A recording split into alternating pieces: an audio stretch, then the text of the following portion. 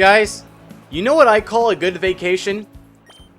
A vacation that gets you freaking loaded on money! Hey, how's it going, everybody? My name is Raved and welcome back to another episode of Let's Play Pokemon XD Gale of Darkness. In the last episode, I finally got the chance to show off the Tower Coliseum in all its awesome glory, and I really do like how that Coliseum looks. It is my favorite looking Coliseum to this day here in Coliseum and XD combined.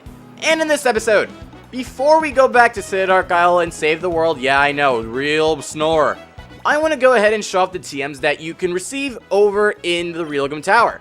Now, in addition to getting Snatch when we first came here and I showed off the entire sequence of battles in the Realgam Coliseum, I also got the TM23 Iron Tail, or rather the TM19 Giga Drain first for round 2, and the TM23 Iron Tail for the third round.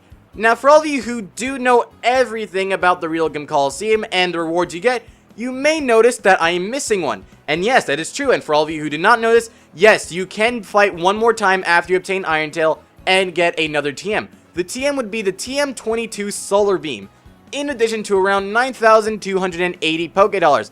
And also, a little bit of a weird fact, you also get 12,800 for the third round, and you get less for the final round where you can actually obtain money plus a TM. I find that a little bit weird, but anyways, getting back to the point here. Solar Beam is a move that would act as a 2-turn move, and honestly, you know me, I don't really like 2-turn moves except for Sky Attack because it looks amazing. But Solar Beam is one of those that I would consider if you have any sort of grass team of sorts. With Sunny Day and Chlorophyll and all that, it would be very good. However, you may be wondering why I don't have it, and I'm going to go ahead and explain that while we head back to Cranerific Isle. Now, the reason for... Dodrio, come on! Raticate! Stop it! Oh, God. Too many voice cracks already in the beginning of the episode. Anyways, I was saying, the reason why I don't have Solar Beam is because I'm going to tell you 2 reasons. The first would be because after we get off this little elevator ride over to the next section of Realgam Tower, you can see, I do not want to go to my items, you can see in my Pokemon list that our team is extremely overpowered, at least for this late. Yeah, I understand that Legend is level 39, Athena is level 40, but Black Hole is level 43 and the rest are 42. Now, honestly, you know me, Legend was level 39, I feel like he's level 45 and all that because he's just amazing.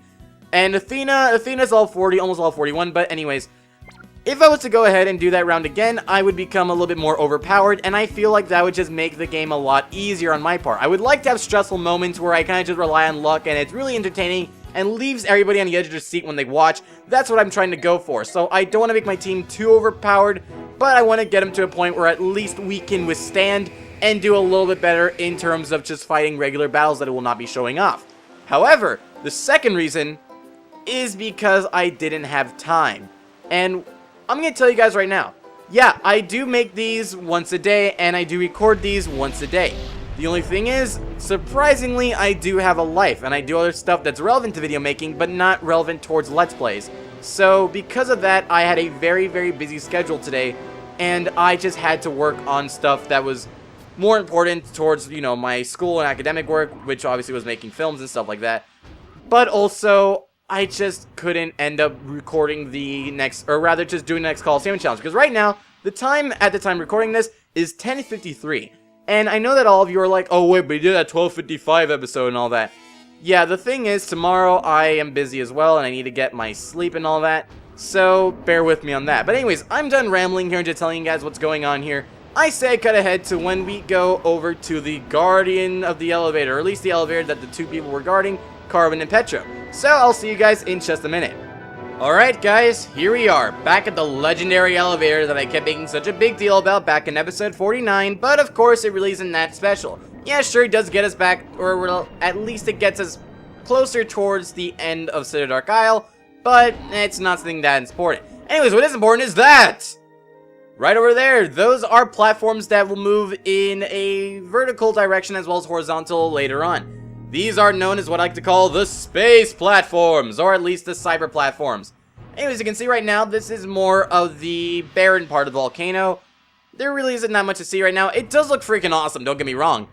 But you know what isn't freaking awesome? A trainer battle. Alright, so anyways, after being that one trainer over there, you can see it, there's a really nice looking item box over there. So we have to go around in this awesome spiral pattern. I have to say, I really like this whole spiral pattern right over here. And what is inside this box, I may ask? I'm going to say right now, Aside from the Master Ball, I believe this to be the second most valuable chest in the game.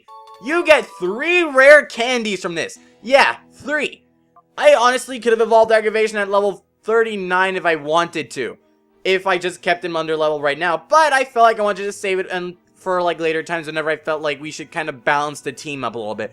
I'm going to save those for later or whenever I feel like it'd be necessary. But for now, I'm just going to keep them unused for now. However, what does pretty much suck a lot is if you go back around. Yeah, they do that much of a jerk move to you. Jesus, that camera angle scares me! Of course, now you appear, Mirror B! I was waiting for you to appear at the Realgum Tower, but I just grew impatient. And now you come when I'm already recording the episode after I already shot the Realgum Tower and did all the battles. Damn. Anyways, after that battle, Legend fainted, Athena is a little bit hurt, and Aggravation is slightly damaged. However, right now, I would like to go ahead and show off an item that I have right now. This is the Metal Coat. This came with Shadow Magneton. I would like to give that to Aggravation to increase the power of his Iron Tail, or rather her Iron Tail attack. I had an XP share on Aggravation, however, I feel like I should leave that alone for now, and just not give it to anybody else. Athena, I desperately would like that Sharp Beak on, because besides Sky Attack, Wing Attack is the only other move we have, and with a 60 base power, it wouldn't do that whole lot, so Sharp Beak is best to have for any situation. And Legend is perfectly fine with Charcoal, and like I said, having like a Legend, having Arcanine the same level as all the other Pokemon would just make him so freaking overpowered. I mean, come on. Alright, so let me go ahead and quickly heal these Pokemon right now. I almost forgot to do so, jeez. Alright, let me go ahead and use one of the revives on Arcanine. And I'll just use the rest of the Moon Milks on Athena and Legend. Okay, but now that we are done with that, if we continue down through here,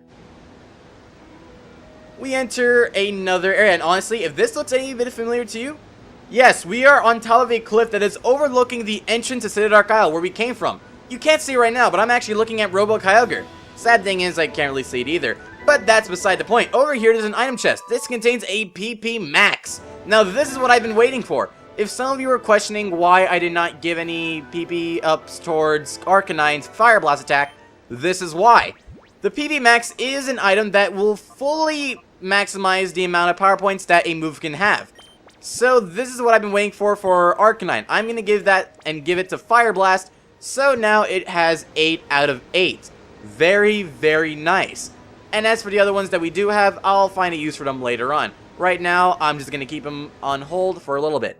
Anyways, going back into this room, as you can see, we have yet another one of these platforms. Let's get on real quick and go up. And I have to say, I love these platforms as well. As you see, here are the horizontal moving ones.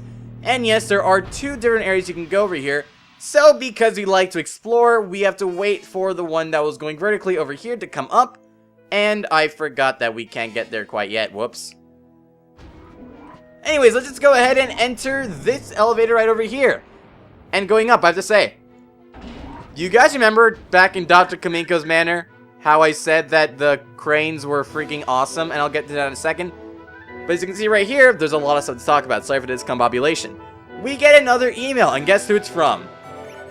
Egan. And take a look at that. He is giving us an actual message, not just some irrelevant haiku poem? Not just some irrelevant haiku poem, or just any sort of misspelling, or not even just doing a Donna with cipher. To Sebastian, from Egan. Sebastian, I hope you are well. I've been keeping well too. I have a message from my partner. Pika Pika! From the both of us, we hope for your success. Thank you very much, Egan. It only took you a couple tries, but you finally got a proper email. And yeah, I understand that the whole Team Snag'em haiku thing was a proper email, but it was irrelevant. Anyways, yeah, we have more of these awesome crane mechanics, the things that made me want to buy this game, and I'm not even kidding on that too. I already mentioned that I really liked what made me get this game, just because of the whole like moving around back in 05. It was like really crazy how they did that, so yeah. Anyways, you can notice over there that there is an item box and there is a crane over here. As you can see, the crane is not accessed. I'm pressing A, if you can hear it right now, I'm pressing A and nothing's happening. This we will come back for later and you'll see how you get it. Trust me, it's really cool how you do. So let's just go ahead and go towards the magenta looking crane option over here and go towards an item box that we actually can get. And inside this item box over here, we get ourselves 3 timer balls. Now, timer balls. I believe I went over them briefly when we were going to the outskirts stand for the first time, and we were purchasing some Pokeballs over there. Timer balls are Pokeballs that increase in power the longer the battle is. So it's like on turn 20 or turn 30. I believe that's when Timer Ball gets maximized for its full potential. Anyways, let's go up this elevator now, because elevators just seem to be the thing nowadays, and honestly they are. Because, I mean, who likes going down staircases, let's be honest here. And we enter this room. However, we have a trainer over here. Roar, watch your head, keep an eye on the ground too! Thank you, buddy. Alright, so we're fighting Geftel now. Now you obviously can tell why I would like to show off Geftel's battle over here. Lantern and Magneton. I probably should have picked a better Pokemon to have out rather than Athena and Legend. And yeah, it sounds kind of weird. Magneton, Legend getting obviously dominated in one attack. And as for Lantern, well, that's a different story. Lantern is the mortal enemy here for Athena and Legend. And as for Magneton, he's kind of the one that, or rather, it's kind of the one out there just kind of like no one really cares about. So Snuggles, I'm going to go ahead and send you out in place of Athena. And Legend, I would like you to go ahead and use Flamethrower. And I will be showing off how much power points that Fire Blast did have, but that'll be the next turn. Alright, Snuggles, let's see what you can do. Hopefully you can withstand any attacks that Lantern will give towards us. Alright, Flamethrower, this should undoubtedly one-shot Magneton, and if it somehow survives, that would make me go on the edge of my seat, say what really loud, and then have a voice crack, and then blah blah blah blah. Alright, so, now that Magneton has been defeated, his next Pokemon is going to be a Lickitung. But not just any Lickitung, a Shadow Lickitung. Now, Lickitungs, these are a pain in the ass to defeat. They have a very high amount of HP as well as defense, and overall, it's just a total pain, especially its evolution in Gen 4, and crap, it's paralyzed. Alright, I'm gonna go ahead and use Return on Lantern, and Lickitung I'm not really worried about at all, so I'm just gonna go ahead and use one of our Paralyze heals. You see, guys, I bought 5 of these in advance, and a lot of people may have thought that I was kind of like a waste of money or just a waste of time. Yeah, right, okay, sure, we'll just go with that. Alright, so Spark on Snuggles, I swear to God, that freaking paralyzed it as well. I'm just gonna, like, scream. Okay, thank God it did not. Alright, return that. I don't think it would one-shot it. Yeah, I had a feeling it would get very close to death, but not quite to the point where we would like it to be, well, dead. And awesome! You both avoid the attack. Nice! Honestly, I'll be honest with you guys, I did not see what move he used. Alright, so Slash on Lickitung, and you know what? Lantern, how would you like some fire on that water? Yeah, it may not work in real life, but this is Pokemon, and of course, you'll faint. Very, very well executed, Arcanine.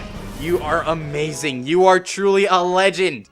And with that, Athena grows to level 41. Awesome. Okay, it's exactly what I would have wanted to happen. Snuggles goes to level 43 as well. Okay, this is going out really, really well for all you and Snore. Yeah, not learning that. Basically, the move Snore will coincide with any sort of sleeping moves that you do have. Snore is an attack that will only work when your Pokemon is asleep.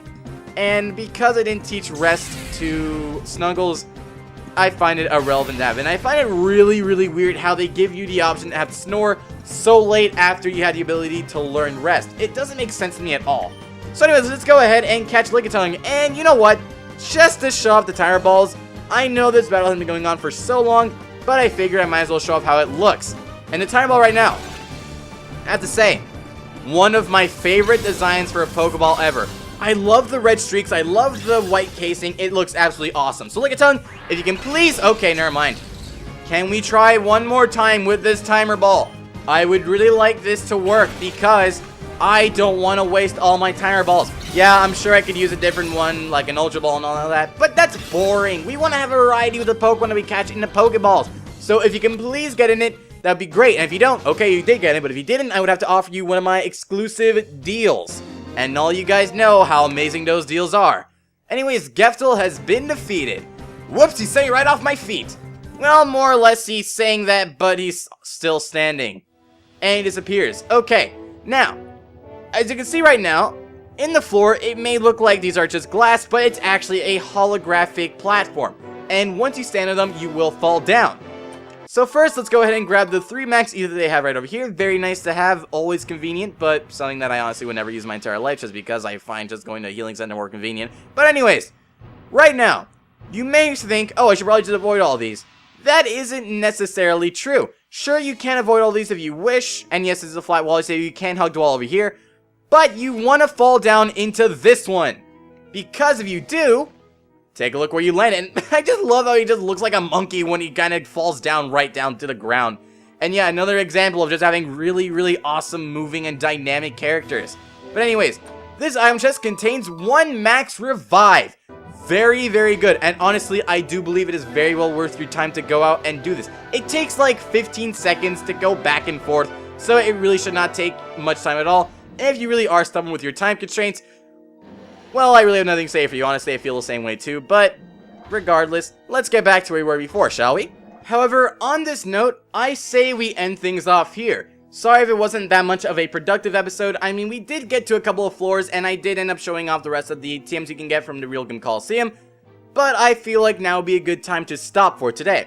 So next time on Let's Play Pokemon XD Gale of Darkness, we are going to continue further in this holographic floor room, and get even closer to getting to the top of Citadark Isle. Thank you all for watching, and I'll see you guys next time!